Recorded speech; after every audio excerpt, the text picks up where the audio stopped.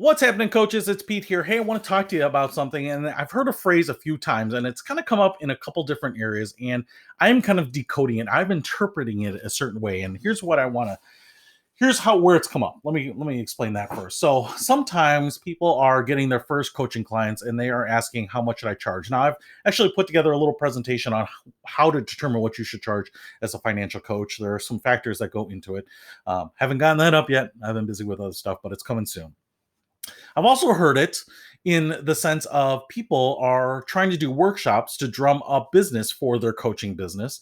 And they're like, how much should I charge for the workshops? And this is the one that really kind of sparked me on this because in most cases, if you are asking that question, you should probably be thinking about a couple different things here.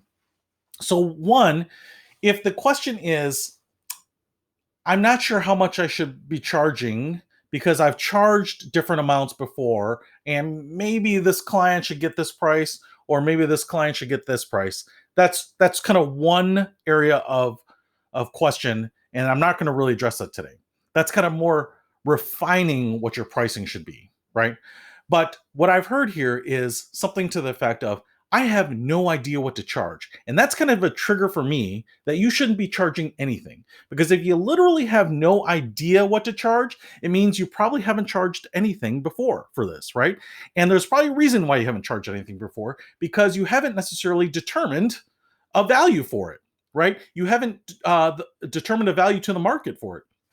So one of the mistakes I see is people, financial coaches trying to use workshops, presentations, seminars, public speaking to drum up business for their financial coaching, which I love, absolutely love, but they think that that's an arm that also should be generating money. Now, I will say that most people are usually good at one thing or the other. A few people are usually good at both, okay?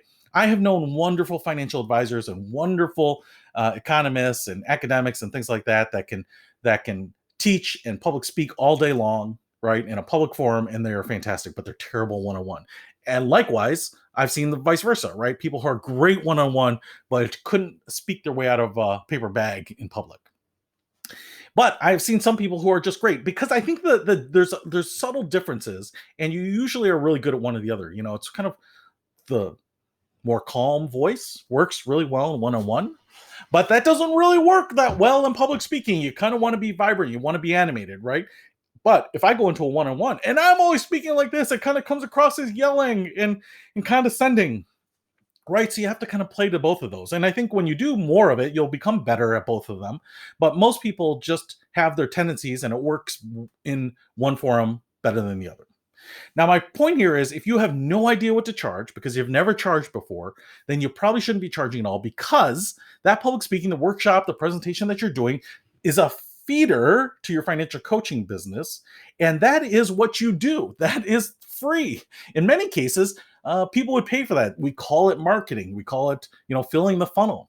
And so whether you're sending out brochures to people, right? No one sits back and you're like, how much should I charge this family for me to mail them a brochure? No, that's part of investing in your business, right? Feeding that funnel, right?